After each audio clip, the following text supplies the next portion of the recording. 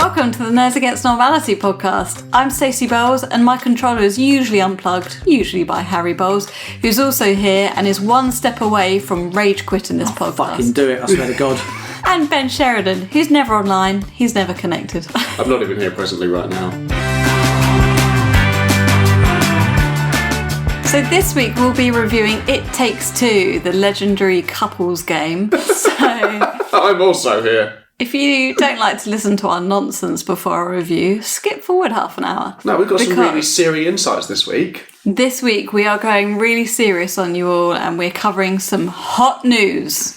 Ooh, hot news. Hot news. Ooh, That's news being hot. Me touching it. absolutely. Yeah. Sizzling. And your No. trousers are down. Yeah, I meant hot sexiness, not hot spiciness. Hot news. Is that our new jingle? That's a jingle for hot news. Don't like it. I wouldn't want that in my earbuds. Could we have one more time, please, Ben? No. Hot news. Happy Valentines. So, some breaking news stories for you this week, chaps. I'm going to cover TV news. So, Elle Woods has been cast this week. I don't know if you saw the video of Reese Witherspoon did a TikTok or a reel or whatever the youngsters call it now. And How old are you?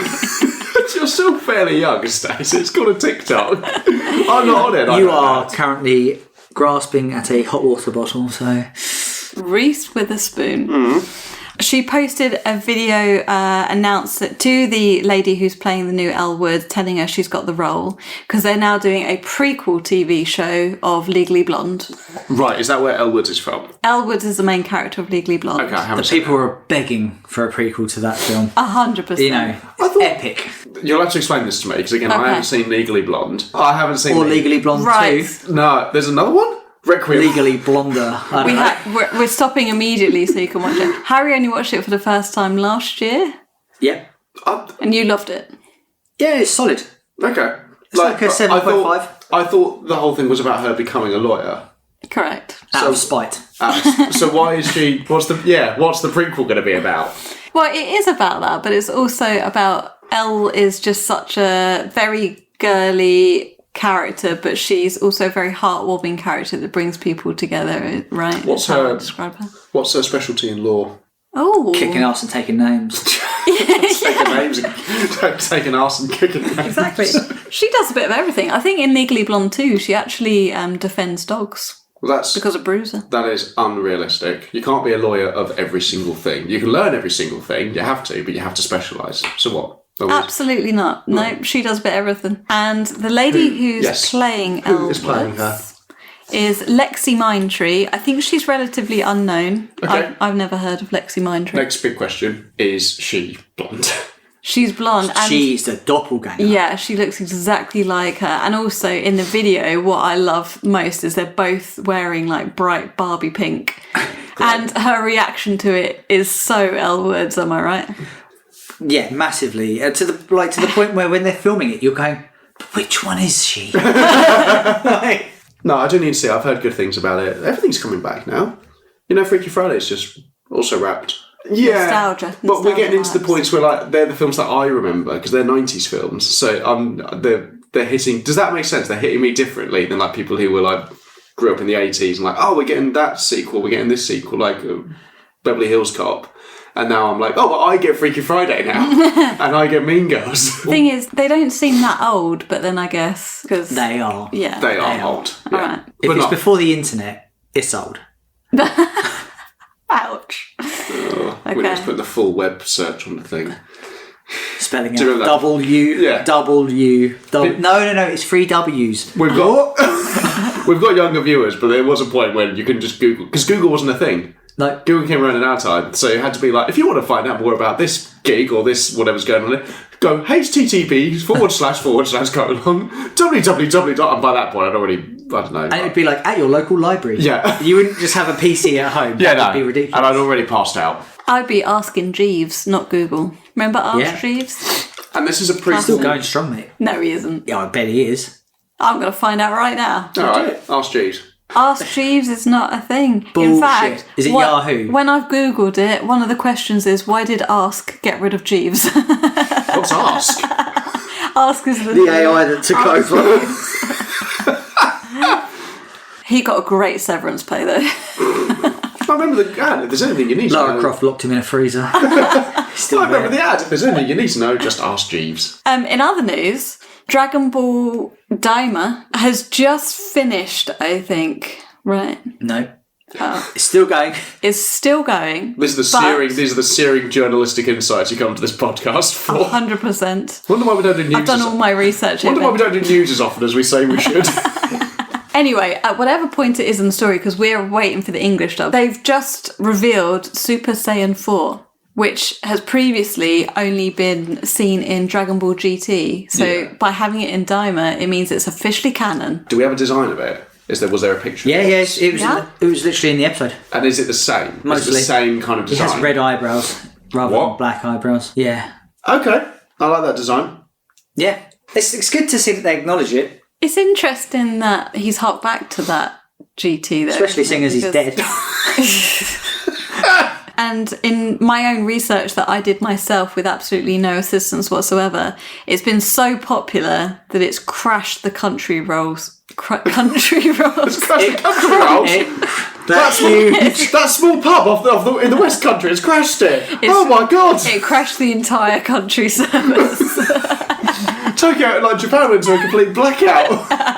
I need more power. I don't know why they've gone Scottish. Sorry. It crashed the Crunchyroll servers. Yes. Thank you. Wow. Thank you. Yeah, first time. And also a lot of, I saw a lot of illegal streamers that do it alongside it. It crashed. It didn't just crash Crunchyroll. It crashed that one, and it crashed a few of the illegal servers. Like it brought it all down, just because of the announcement of Super Saiyan 4 was in it. Wow. Which I think is mad. But again, it's surprising because we've had Super. Super's been a thing. I think Daima has been a huge fan base. Just give it to me, Daddy. So a lot of people were asking for Vegeta to go Super Saiyan 3. They're like, why does he skip it? And they were like, right, we're going to make Vegeta go level 3 because that's what the fans wanted. And then they were like, what else can we do? Oh, Goku's never gone level 4 in canon. So they've done that. I think they're just giving the fans what they want. It would be interesting to see if it was because Toriyama knew he was dying and he probably wanted to just do one last project where he was like, I'm just going to have fun. It'd be interesting. That's what he said when he rang me before to give me all the, From beyond the latest grave. information for this news update. I'm a big fan of Nash Against Normality. Yeah, 100%. Can we all just take a moment to recognise that Harry said, give it to me, Daddy, and that's going to be clipped up for socials? And I think we'd lose any remaining subscribers we have.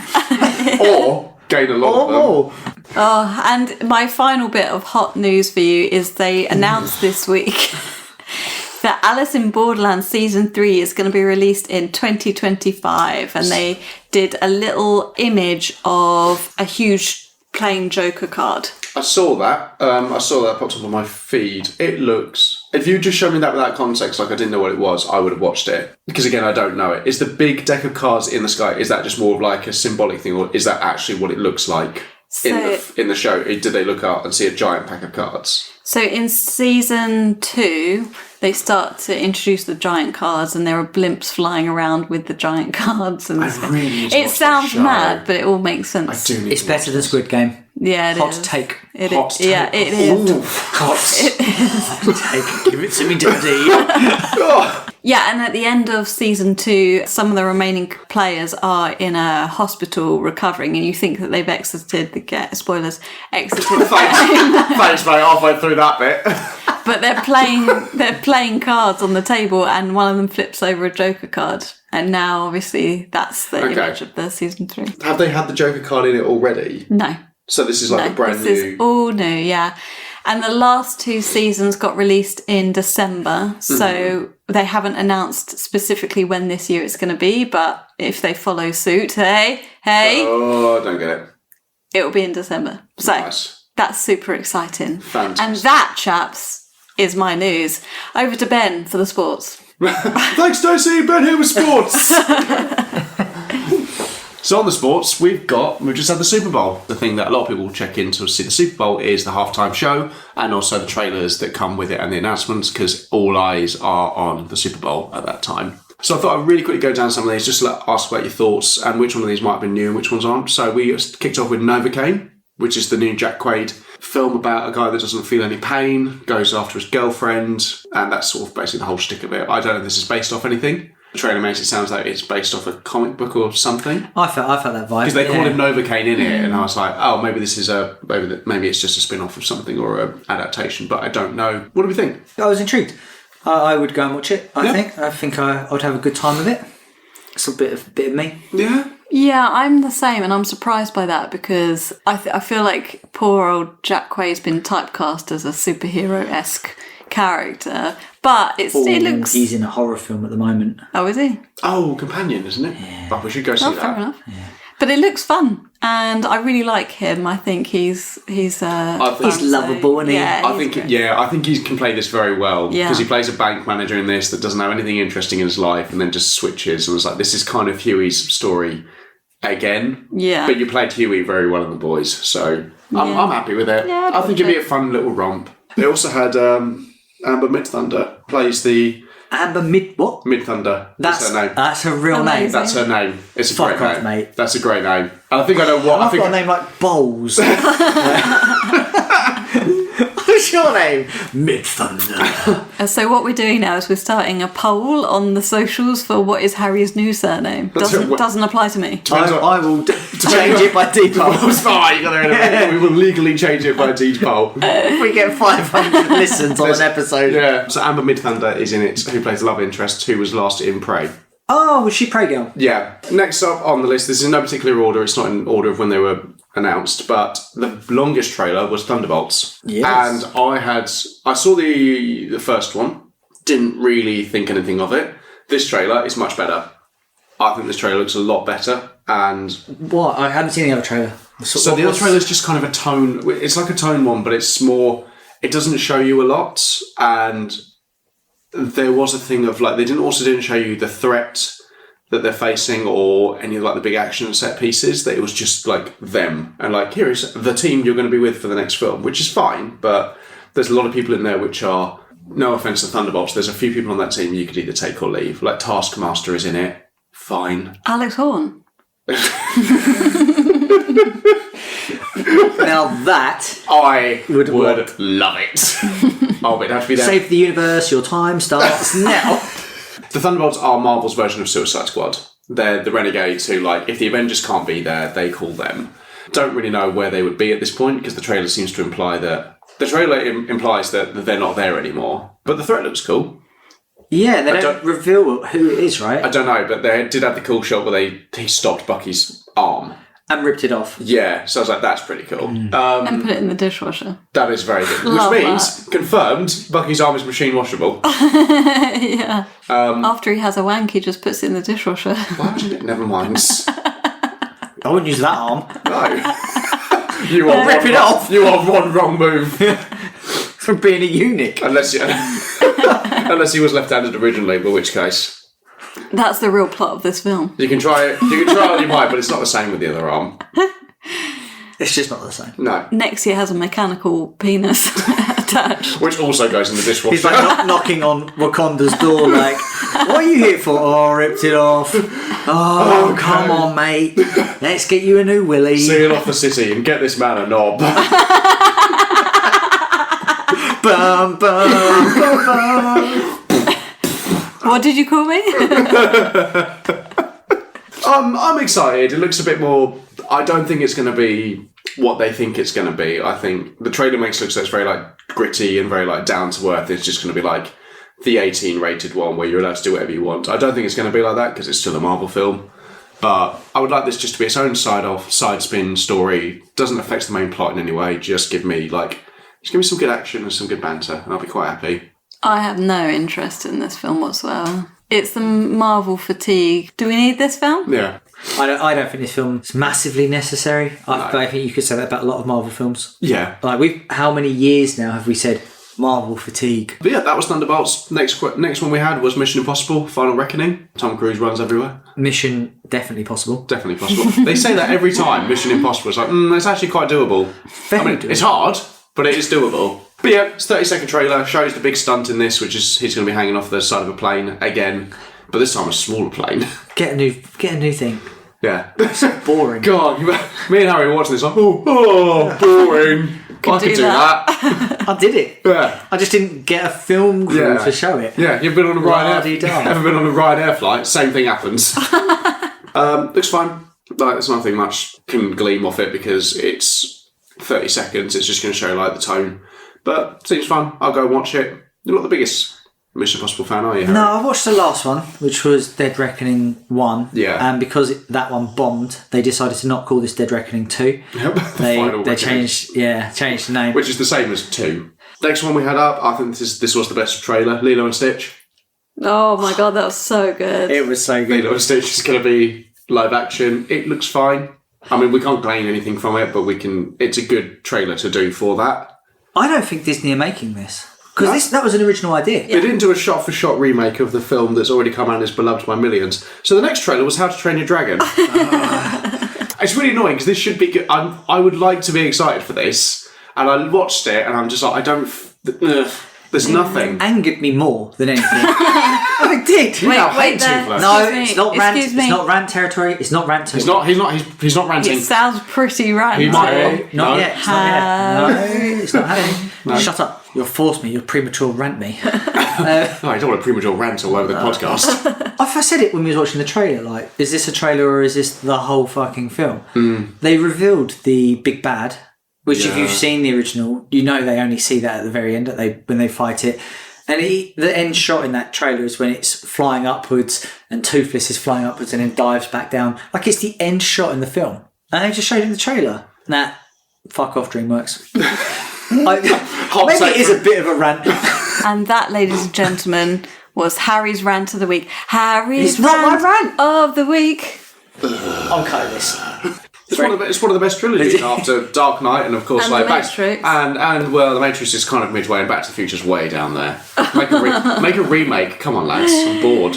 Oh, I hate you. Yeah. I'm going to say something quite controversial. That trailer made me more excited to see it. How come?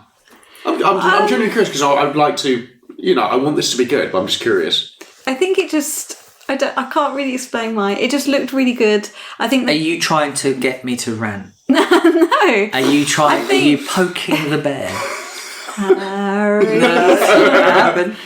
I think the guy in it, I was kind of Gerard Butler or Hiccup? No, Hiccup.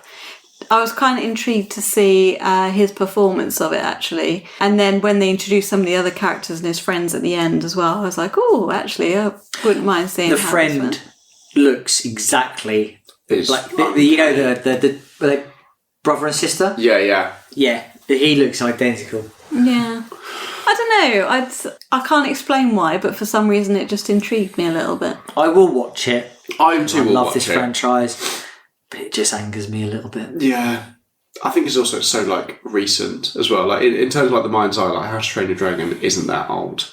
No, it's not that old a film because it was released after Google. That's true. Mm-hmm. I asked Jeeves about it. Did you? Yeah. That should be the barometer. If you can ask Jeeves about it, it's old. It's old. And it was hard to hear what he said because he was locked in a freezer at the time. This is the Lots of rattling. This is the Ask Jeeves protocol. Swiftly moving on. F1 got a new trailer for 30 seconds. Looks fine. Can't really comment on it. My God, Brad Pitt looks good for his age, doesn't he? Yeah. How much water you couldn't drink beforehand to get that shot. That's all I think about when I see this now. It's just like, how long have you dehydrated yourself for to get to that? I hope your headache was severe. Yeah. Wow. Looks fine. Doesn't really tell you a lot. I'm a fan of F1, so I picked up on a little bit more like all the tracks they've done, and like where they are and what the story could be. Looks very Drive to Survive.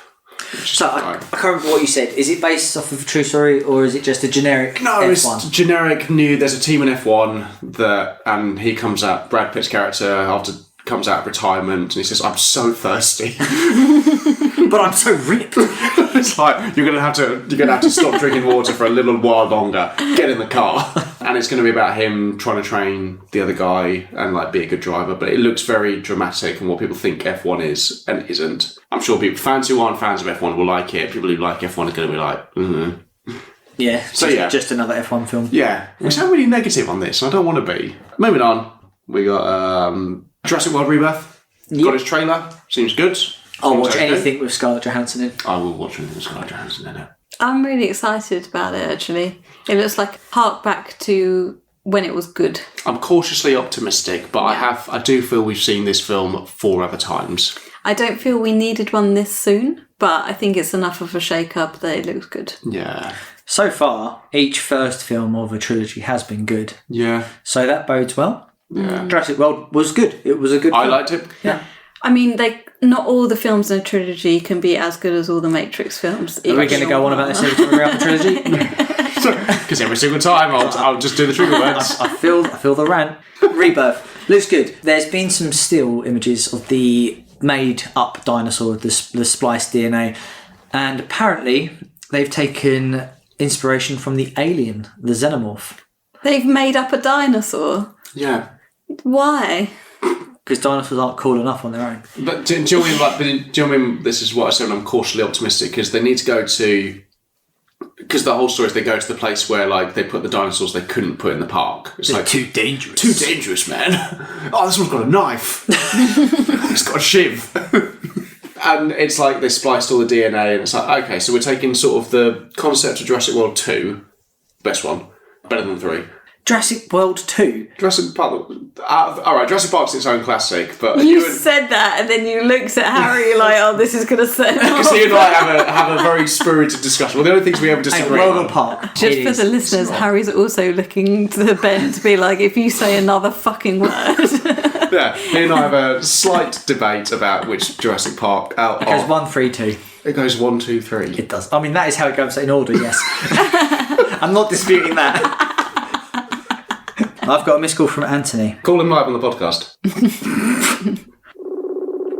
Hello. Tony, important question. Go. So, Jurassic Park, Yes. the trilogy, the original, not World, just Park. Okay. 1, 2 and 3. What order do the films go in, as in from quality? Best one? Exactly the same order as they're made in. Thank you, Tony. It's true. It's 1, 3, 2. It's not 1, 3, 2. Oh, shut up. You are. Absolutely not. Tony, just so you know, you're being recorded on the podcast. Yeah, you'll be making a cameo in the podcast. That seems like a trap. I'm going to go now. I'll speak to you in a bit. I'll be there soon. Bye. And now, to Harry for the weather. Fucking raining, isn't it? Okay, so we had Sony's State of Play come up this week. Yes. Can you explain to me what this is? It is literally just Sony kind of showing off what's coming out in the coming months or maybe next year. A bit like Super Bowl, they'll release some big trailers. So some will be announcements, some will be release dates, or some will just be a bigger trailer, even bigger trailers. Could you imagine? Oh, no. So- From 2K to 4K?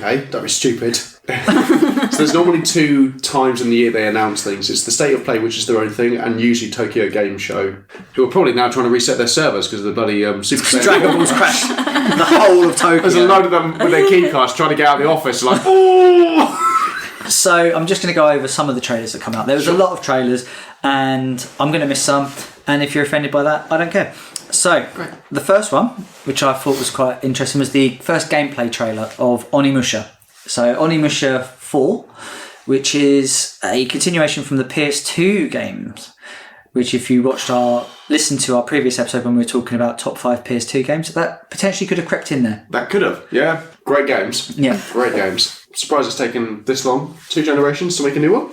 Yeah, agreed. It came up out of nowhere as well. I think they'd left it so long that people had just forgotten it existed. After watching the first gameplay trailer, I have to say, underwhelmed. Oh, I haven't seen it. So what are we talking here? So obviously the combat system's kind of like a Devil May Cry Bayonetta style, isn't it, originally, but a slowed down version. Yeah. It's slowed down, and it kept with that, but I think gaming's moved on a little bit. I think, especially like even your Dark Souls and stuff like that, Elden Ring, there's better parrying mechanics, there's better dodging mechanics, there's better combat mechanics. Yeah. Hopefully the story's brilliant. What kind of a game is it? It's like a hack and slash, but it's also exploration. I mean, the older games were. It looks a very similar sort of vein. Like I say, the Devil May Cry Bayonetta. If you like those sort of games, you'll enjoy this. I do remember a lot of backtracking in Onimusha. So Metal Gear Solid Snake Eater got a release date. Yeah. That was a big reveal. So Ben will be taking the August the 28th off, I imagine. On the 29th, 30th. Yeah. The foreseeable future. Yeah. 30th and 31st of a clean-up. Need the crew in. Detach it and put it in the dishwasher. It's not... No, that joke has to stay in. This is a game you want to savour, though. Yeah. Okay. You don't want to just smash it out in one day. I think so they've also, just off that, they've also released the special editions for it. And I'm really tempted to buy, like, the big one. Like the £120 version. Yeah, because it's a statue of him and it's like a steel and it's all this stuff. And like, I've never had a statue of like anything. I'm hearing good things. Apparently a lot of people are like, it's like replaying the old one, but 20 years later. It's just like riding a bike. Just like riding a bike with a camouflage and a snake on it. Yeah. Again, a little bit worried because apparently it is the exact same. And, there's a lot of stuff now which has become, like Onimusha, a lot of quality of life improvements have happened over the last 20 years for games. And apparently this is not doing them. So I'm like, okay. Yeah, nostalgia can be a dangerous thing because you remember things, you're like, yeah, it was seamless. It was it was awesome. That game was 10 out of 10 throughout. And then you play it and you're like, oh, it's rough. Oh, it's a bit rough. Yeah. But that wasn't the only game to get a release date trailer. Borderlands 4 got a launch date, and that comes out September 22nd, which I will probably get when it drops down to 35 quid. I like Borderlands. It is not a day one purchase. This is not a day one purchase. No, I mean, it's off the back of a fantastic film run, smashed all the box office records, all the wrong ones. As in, it literally smashed up the box office because people were demanding their money back. Is this in any way related to the film? No, thank God. Cool one for me, which I was intrigued. They didn't show too much gameplay off, but the Digimon is getting a new game. Yeah. I'm always intrigued by Digimon because it's kind of like Pokemon for adults. It looked fine. We watched it. Is it because we're not in the zeitgeist of it anymore? But is Digimon still like massive in Japan? It's just not big in the West anymore. Like this seems out of nowhere. Well, it must be. I haven't heard anything about Digimon since the 90s. Same. I mean, it was huge. It was massive. Yeah. But it sort of came out at the same time as Pokemon. Obviously, one of those was... It's done all right. Pokemon's done all right. Pokemon's done all right for itself. Struggling. It gets by. It gets by, it's fine. It struggled in the Great Blackout of Tokyo. Which is surprising, because Pikachu, bloody electric. Very lazy, though. Oh, incredibly lazy. It looked like, if you've ever played a Persona game, it had the same sort of art style and it had the same kind of layout around the world map. Yeah. And I love that sort of game. So it could be a bit of me. Again, I'd probably wait till it's a bit cheaper. Yeah. A game I am super excited for, absolutely excited, is Shinobi Art of Vengeance. Now, Shinobi is a Mega Drive game. The franchise was just left dead and buried. Yeah. Sega just forgot about it. They've now released it, and the team that made Streets of Rage 4, if you've played that, is excellent. Yeah. They are making this. So it's a similar art style. It's a bit cel shady. It looks kind of like a Metroidvania. The developers have said it's not a Metroidvania, but it looks awesome. The combat looks like brilliant. It looks slick. The art style looks amazing. It looks a little bit like a Kami. Oh, right. Very artistic, over the top. Oh, okay. Nice. And yeah, I'm just very excited to see an old IP resurface. Out of nowhere as well. Out of nowhere. Yeah. And the big one for me, Sonic Racing. Oh. Crossworlds. Which looks incredible. It does look It does look good. This is their Mario Kart, right? And I get it. Mario Kart is the daddy, right? Give it to me, daddy. There we go. We got it again. Got it again. But it's so important for big IPs, and Sonic is a big IP, to have offshoots of games. Because like Mario is a big franchise, obviously. Yeah, it's huge. But Mario Kart 8 has sold more than any other Mario game, which is insane. Any other Mario game? Yeah. And so if you can get a game that comes out and then you release DLC every 3 months, it's just money in the bank. And this game, it looks great. So similar sort of style to Mario Kart, you've got all your races, blah, blah. And it's not just Sonic races, it's got Sega characters. But the key selling point to this, because every game will have a unique thing. So this one, they've incorporated the movie Sonic rings. So at certain points, you can throw a ring onto the course and 2 rings will appear. And you can go to a new map mid-race. Okay. So you'll jump through and you'll just instantly load into a random... Part of another track? Yep. That sounds pretty cool. It does sound pretty cool. All right. Okay, I'm intrigued. It sounds really cool. I just hope that they execute it well, because it sounds like an absolutely huge undertaking, to be fair. Yeah, but I don't normally say this, but I have faith in Sega. I think they'll do it justice. What? Yeah. Okay. But no, I'm very interested in it. If I can connect my wheel up to that, that'd be amazing. Well, that would or be your good. Guitar Hero. Yeah, of course. Yeah. Well, on that note, let's get on with the game review. Okay. Cool.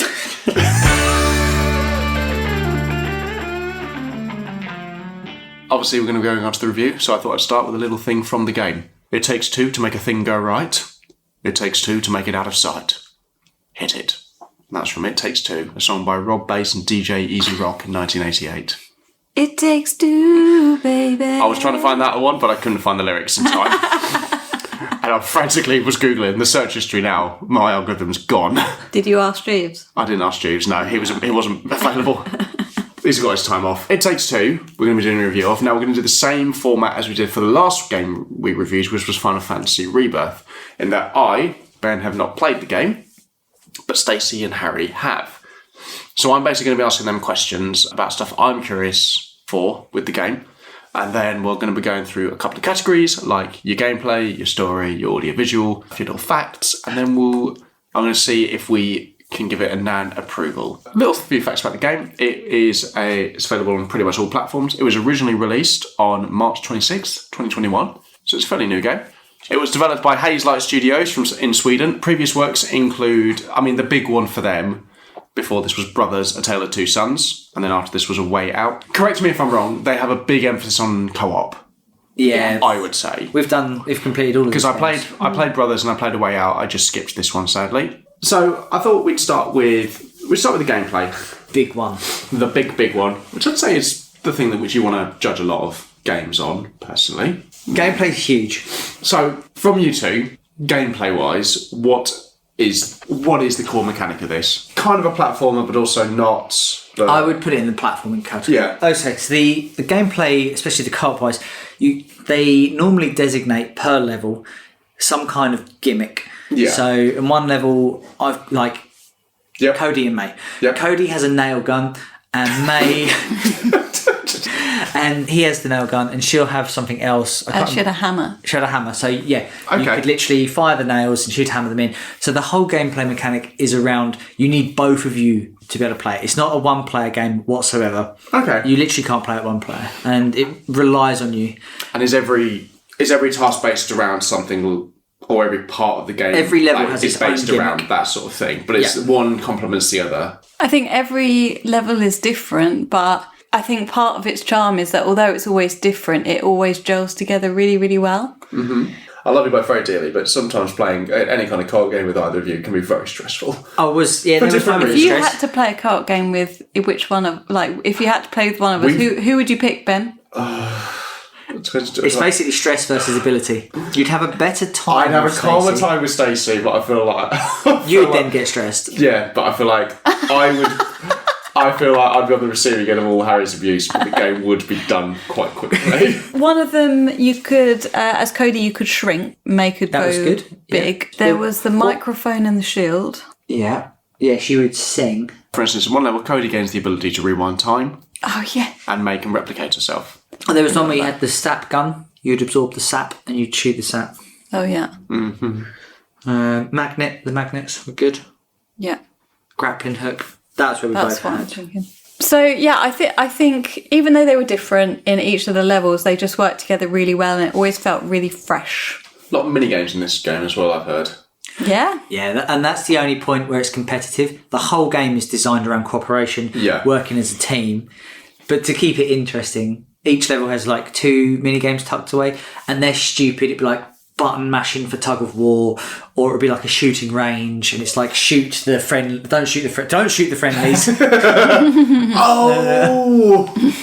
And that's very, very fun. Is there any upgrades, or is there an upgrade system, or is it quite linear in how it is as a game? Like you're just going. You want to go from A to B. The story would direct you that way. There's not that much room for exploration. You'll have a hub in the level, which is big-ish, And there's a bit of exploration there. That's where you'll find your mini games. Yeah. But generally speaking, you're not backtracking.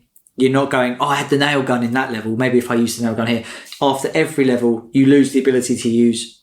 That's gone. Right, okay. And the next one will be like, we've got magnets. Or this one, we've got a gun. Or this one, we've got the grappling hook. And I will say this. They make every item feel like valuable. Yeah. There's no gimmicks that have just kind of chucked in there for the sake of being gimmicky. Also, it has the kind of like innovation of a Nintendo game, which is the highest praise I think you can give it. It literally feels like it would fit in a Mario game. The characters, they play exactly the same. Yeah. I was going to say one of the good things about it, I think, is that the characters are completely even in the amount of gameplay they do or the difficulty level. I think in some respects, Cody is a little bit easier in some of them because May's very platformy and technical in terms of, she has to be the one to jump very precisely on the, on the ledge and things like that. Yes, so the first time we played this game, because we completed it twice, we went through it the first time where I was Cody and you was May. And yes, I will agree that the tougher platform bits are with May, which did test our marriage. I see. Which is kind of the whole theme of this game, really. Yes, it is. Yeah. Maybe that was how it's designed, like just, what was his name, Jonas or whatever his name was. Are you close to divorce? Why not finalise it? It takes two. Yeah. And then we played it the other way, where I was May and you were Cody. And we had an easier time. Yeah. Yeah, it's a fun game. What's the runtime of it? How long to complete? I'm going to say it's about 15 to 20 hours. Oh, so it's a long game. For what it is. It's not. And also to do that as a fully co-op game, to go through 20 hours. I'm talking like story, pissing about to do some mini games. So you're looking at like, if we take 12 hours. Gameplay 12 hours. Yeah. But I mean, like 12 hours to go a game like that, which is fully co-op, and you can't play this one player, can you? No. So that is a big ask to do 12 hours and keep it interesting. But you're never bored through it, or? No, it's always fun. It always feels inventive. And also there are a couple of points where you think, it's going to drop off here, or like the story's going to end or something, and it doesn't, and it keeps being really good. One more go. Yeah. Is the vibe you get. You complete a level, and because the gimmick of that level was so good, you kind of like, I wonder what the next one is. Any standout levels for you two? Ones you like? Yeah, that was... The snow globe. The snow globe was so much fun. What's the gimmick in that one? The mini games. So they bought a snow globe when they were on... I don't know if it was their honeymoon. Was it their honeymoon? Yes. It was their honeymoon. They bought a snow globe of where they were. And so Dr. Hakim sends them into the snow globe. And so it's like their resort and all stuff like that. And you can snow... But it's like you do bobsleigh, don't you? You can sled on it. Yes, yeah. But it's like a contained little world because it's in the snow globe. So you can go around, like you explore the whole town, and there are little people, and you can go and have a snowball fight whenever you want and stuff. And it's just, For you two, that's quite whimsical. For the people inside that's a dystopian society. Yeah, I know. It's like, we have spent our lifetimes trapped in the dome. I like literally the snowballs are so funny because, like, say if you've got like quite a tense platforming bit, and you can see it being like jump, and you're like, you just plaster them with snowballs, and it puts it in like a trip animation. Great. Yeah, it can be quite stressful. So you can have fun with it at least. And assuming you can't really like die in this. No, it's a brilliant game where if you fall off an edge and die, it just respawns you. Yeah. You do have life in this game, don't you? But the checkpoints are so... You die till you go 5 foot back. Yeah. You have health and then die if it runs out, but only if both of you die, you're in trouble, but otherwise you just come back. And in terms of the actual co-op mechanics of it, because is it a split screen? Or is it like you're both on the same screen? When you get close enough, it goes to the same screen, I believe. Okay. Oh yeah, that's right. And then when you separate... It's 50-50. It then brings out the split screen, And it's not top bottom, it's left right. Okay. Which is important for me because I really struggle looking so I sit on the left side of the sofa. Looking at the right. And then you sit on the right side of the sofa. Yeah. And then we'll have a good time. I see. The other standout moment I have to say for me was the space bit. Oh, the space level was really cool. They're both astronauts. Really cool. They jump a bit floaty and we went into space what the point of that we was. couldn't tell if it was real or not. Of course, yeah, that's Was it real? Who knows? Did we land on the moon? It was real. Let's move on. Tune into our other podcast. No, it was. I think it was again. It was because I will go on to this in a bit later. But some of them really stand out to me for the design of it, and I loved the look of that whole area. And that was one of the only ones where you could split off a little bit because that you were going. One of the characters could go big and small, so you had to go small and go like in a different part because you could crawl into like a little tunnel and stuff. And so that was quite fun. And in terms of because you two have you played the other two brothers? And No Way Out. Can't stand brothers. You can't stand the end part of that, the saddest part. The whole fucking game. Fucking bad design. Shit. The gameplay I don't know how they got the go ahead to make another game, to be honest with you. The gameplay wasn't great on that one, but we loved Prison One. Oh, see, that's Two crook dudes. I didn't like two crook lads. Two crook lads. That's what it's called. Two naughty boys. Yeah. So that's the thing for me. I didn't enjoy that one much. No. Just my last question. From a gameplay perspective, is this the best one out of those three? It's not close. Yeah. Okay, so this is the better one out of all of them. Yeah, by far. It's like they peaked, really. Like the controls are tight. Yeah. There's no delay in the jumps or anything like that. It sounds stupid, but for me in platforming, weight is important. Yeah, like when they jump, it feels right. Yeah. They really nailed it. But okay, moving on to the story then. This seems quite harrowing. About two parents going through a divorce and their child's tears put them into dolls. Yeah. And this is a whimsical, wholesome adventure. Yeah, that's right. Talk to me about this. They get transported into two dolls that Rose's daughter has made. And so the beginning of the story is just very much they're trying to navigate the world as dolls. So I think they get abandoned in a shed or something. How old is Rose? I want to say she's like 8 to 10-ish. Yeah. Do they look like the dolls in this? Do they take on the appearance of the dolls, like in the gameplay, or do they look like the human side? No, they don't. When they start off human, obviously. Yeah. And then you do not see them in human form until the very end of the game. Yeah. And when it happens, you're like, oh, you look weird. Yeah, you're used to it. Yeah. Oh, not as fit as I thought you were, Cody. But so a large part of the beginning is just you getting back to the house to find Rose. So you're going through the garden and then the attic. The Squirrel Alliance. Oh yeah, Squirrel versus wasps. What? Oh yeah, because you're in a tree in the garden and there's this whole squirrel wasp war going on in the tree. One side is like fairly liberal, the other one just still got public hangings. Horrible. Oh yeah, because one of them surprising because they can fly. You think they would just go up? Yeah, of course. One of them has tree sap and the other one has matches or something. Oil. Fire. Yeah, it is match, yeah. And then they come back to find Rose. What is actually quite disturbing is that Rose, when she's not upset about her parents, is going through the house and you do see real life Cody and May, but they're just stationary, like asleep. Well, that's frightening. And she actually talks to them throughout the story and she's like, Mum? Oh. No response. Then it leads to Rose actually preparing to run away from home because she thinks she's being ignored. Well, no, she thinks the divorce is her fault. And that as well, yeah. Is it ever established that it is? Because you never know, it could be. No, kids are pricks. Kids are it is established. The one moment I have to mention in the beginning of the story, which again is also quite harrowing, is they believe that to get back to being human, it's about caring for Rose, I think, or... No, so they know that Rose's tears trapped them in the doll's body. Right. So their theory is, if we can make her cry again, the curse will be broken. Crowbar to the shin. What are these haunting dolls doing to me? That would be my first thought. Just like, right, I need to remember my daughter crying and crowbar to the shin immediately. It's much more traumatic than that then. Oh. But they're trying to make Rose cry. And they finally get into her bedroom and she's on her bed reading or something. And they're on the very tops of the shelves of her room and they find a long lost toy that she had as a kid, which is an elephant. This is well worth a YouTube. It's harrowing. You go through all of the level trying to get her favourite doll. You finally get the elephant right at the end. And then literally out of nowhere... they decide that they're going to kill the elephant by pushing it off the ledge and ripping a leg off. They literally rip the limbs off. Yeah. And all this elephant is going, can't we just be friends? I can hug it out. And you rip his arm off and it's like, but we can still be friends. Why are you doing this? I'm so sorry. Gag him!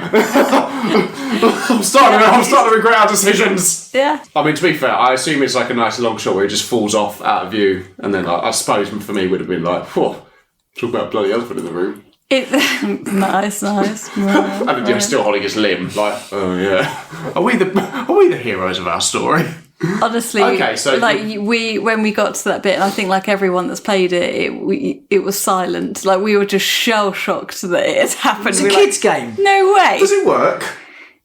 She cries. Okay. She cried. And they destroy the doll for nothing. And then they realise that that's not going to help them anymore. And this is where, so Dr. Hakim, was it? Yeah. He now makes a reappearance. He is in there immediately, right? So it's a love book, basically. And the whole story is, he's trying to get them back together. He's like, let's work on our marriage and what's all this stuff. He's like very jivey. Is the love book like a real thing as well? Because the love book is a real thing. Okay. But the book that you talk to is an animated version, like a Pixar version. Oh, I see. Okay. I think you actually do see him at the end. It's a self-help book, basically. Oh, okay. And then he teaches them that actually, if they want to get back to being human, they need to work on their relationship. At this point in the story, they're only working together because they have to. They just want to break the curse. Yeah. They don't like each other. Yeah. Right? They're still...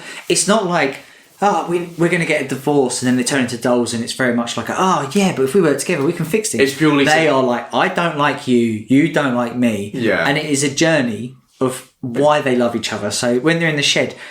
He kind of goes, why don't you use your crafts anymore? And she's like, well, I work a lot of hours. I just don't have time for it anymore. And Cody was a gardener. He was an avid gardener. And she was like, why is the garden like this? Like, I thought you loved gardening. He's like, I don't have time to garden because I'm always looking after our child. Yeah. They start communicating with each other, I guess, is the main thing. And then he, basically puts the points of their relationship that are the most problematic on display, is how I'd say it. So they start by going through some good memories. They go to the snow globe with the honeymoon. They basically go to their two passions as well. So for May, you go to the karaoke bit because she used to enjoy singing when they first met. Okay. And she basically, it was her passion. Can relate. And we've all been there. Yep. We've seen the karaoke videos. Yeah. So they're finding out what they do, not just together, but what makes them happy and things. Okay. And then the part that I find the most interesting of the story is he brings up their arguments that they have with each other. So she never has enough time for him. And then they swap it in the powers. So in the very next level, Cody has the ability to control time. Yes. Oh, so it's all thematic as well, I suppose. All the power-ups are thematic to what the little flaws they have. In the latter part of the game, yes. Yeah. So, going into the latter part of the game, talk to me about that. What happens? I assume this is from what you guys are saying, the way you're talking about it, I'm assuming you liked these characters. They're very lovable, because the story isn't just told through cutscenes. As you're going through the level, they'll talk to each other a lot. Yeah. And they'll talk about old stories, akin to God of War. And it's funny. I would say it's well written, isn't it? It's very funny. It's quite relatable because some of the things they argue about are specific to them, but some of the things are generic. Relationship arguments that you have. From the way you guys are talking about it and given the subject matter, I'm assuming the last half of the game is a bit harrowing as well. No, I would say, so 3/4 in, they then sort of realise, well, maybe there is something here. There was a reason why we fell in love, and it's around the snow globe time, which is why I think you look back at that level as being one of the best, because it is really happy and they're starting to reconnect and it's fun and it's it's purposefully designed to mirror. They were like, do you remember our life before we had kids? That was brilliant. Yeah. So much. Let's stay as dolls forever. No responsibility. I had so much income. Yeah, look at my garden. It's terrific. A good hour of the game is just them napping. Yeah.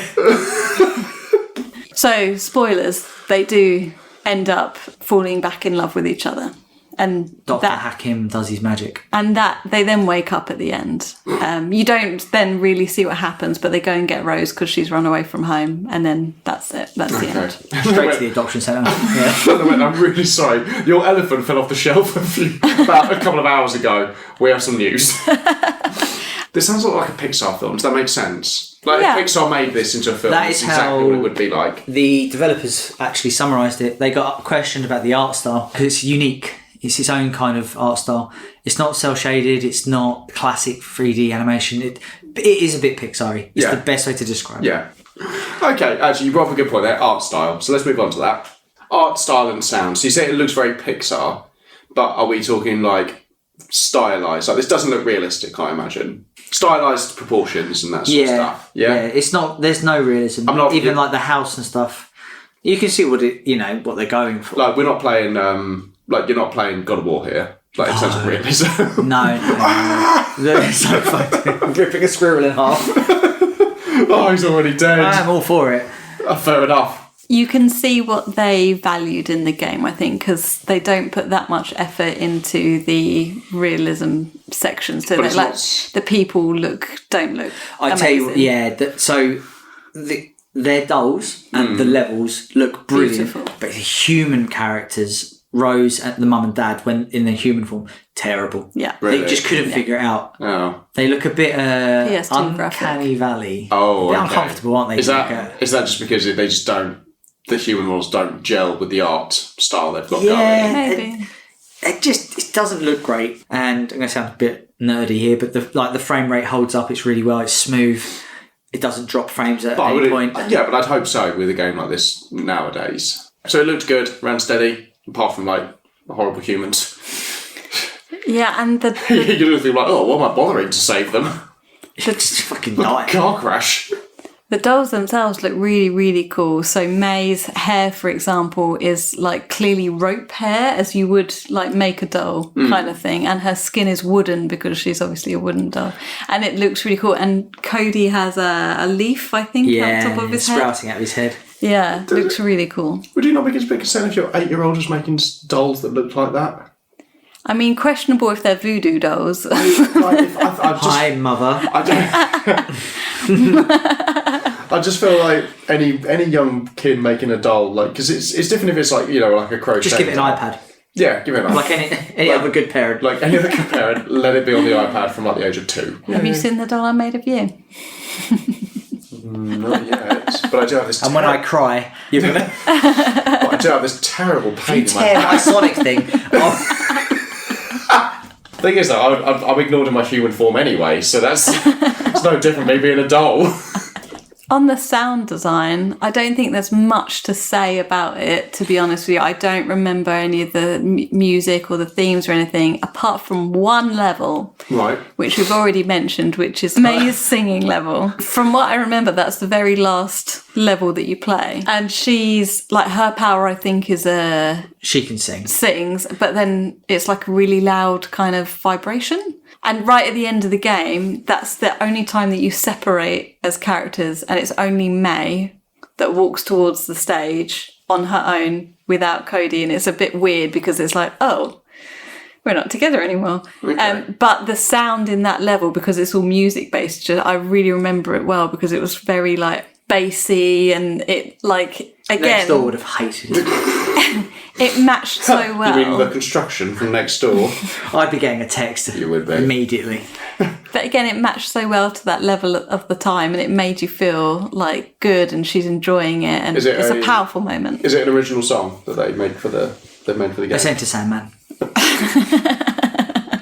Sorry, mate, you always like to see, I did. Coming out of my cage, we just... Oh, yeah, this is why we divorced. Got to hack him, suck him all off. Hackim's there like... It's off. Hackim's there like, I can fully see where you're coming from right now, Cody. Yeah. I didn't realise. No, I'm so sorry. Also, your God's a fucking mess. I'd have to say with the sound design that they did a good job with...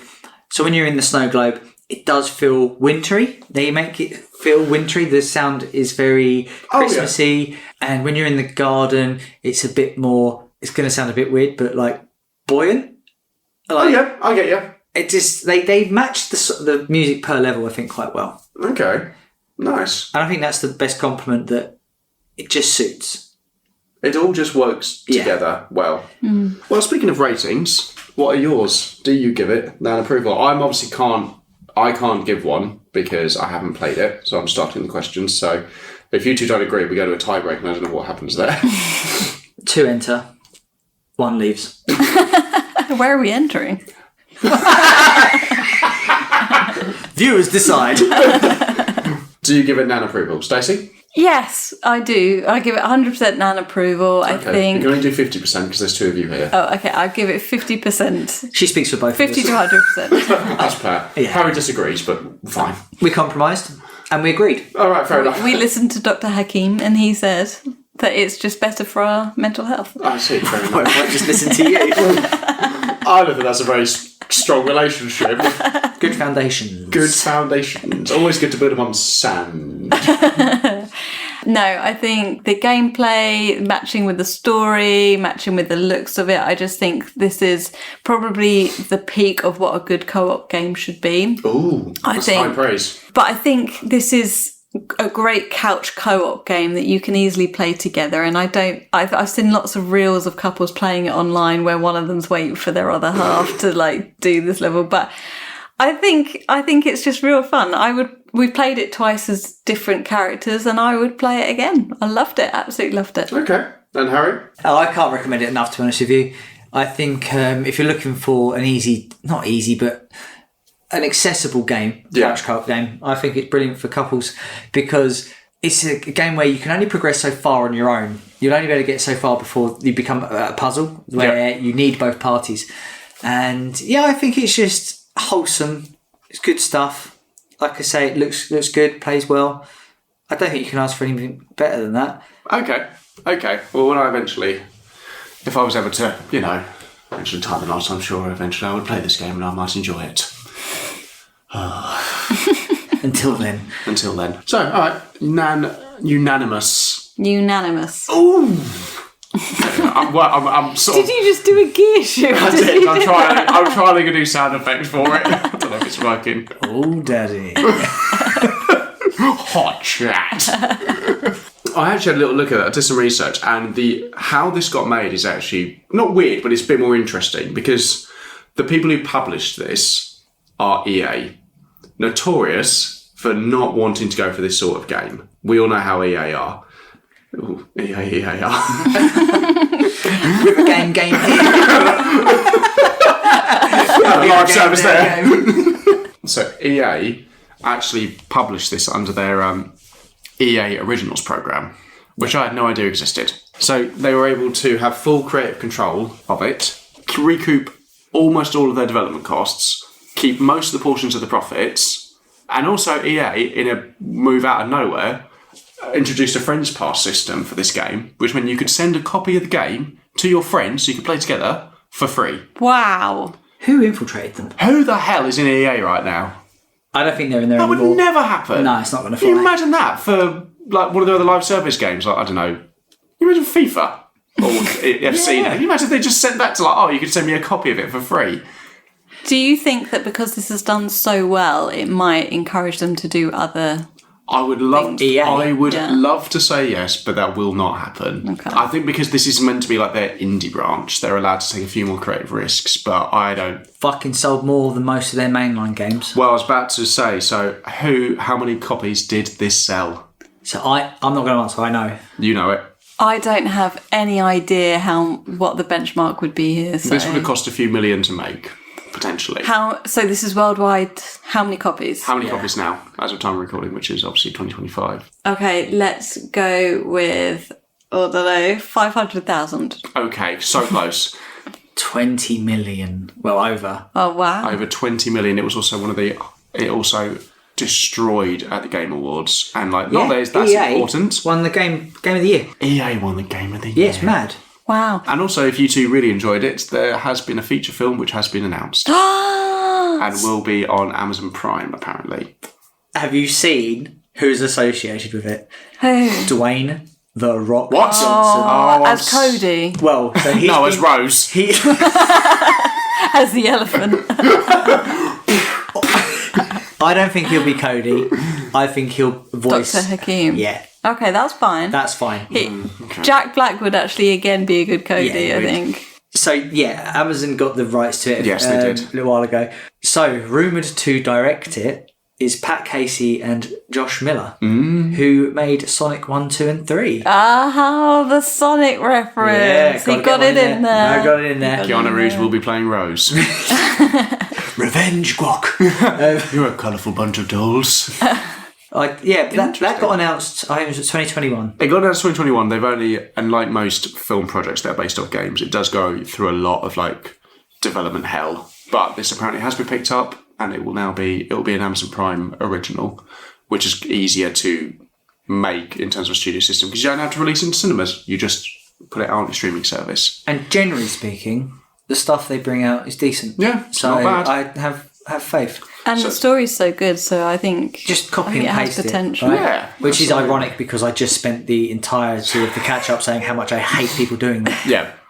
So, yeah, I think I would look forward to it. And maybe if it does become a film and it gets released, we will watch it. 100%. Yeah, that'd be good. Yeah, I think that would be good. Anything else to add, you two? I really hope that this continues Hazelight's journey into the co-op game world because this isn't the last one. Yeah, I'm sure it wouldn't be. They've got their niche, and it's a good niche, to be fair. I think it's a great niche, though. There aren't enough co-op games out there, I think. Couch co-op games. No. Everything's online, and sometimes, like, Splatoon is only online, and you can't play couch co-op, and I think it's great for families. Oh, that's fair enough. Well, it takes 3 of us to make a podcast, but it only takes 1 of us to read us out. Stacey? Been workshopping that all day. Amazing. Thank you. 2 of us enter, 1 of us leaves. We've been Nerds Against Normality. Thanks for listening. Catch all of our latest episodes every Wednesday wherever you get your podcast from. Please follow, rate, like us on social media for more exclusive content. And if you have a question or something you want us to review, please email us at nerdsagainstnormalitypod@outlook.com. Bye! Bye-bye. Daddy. Bye. Can you two leave, please? Gladly.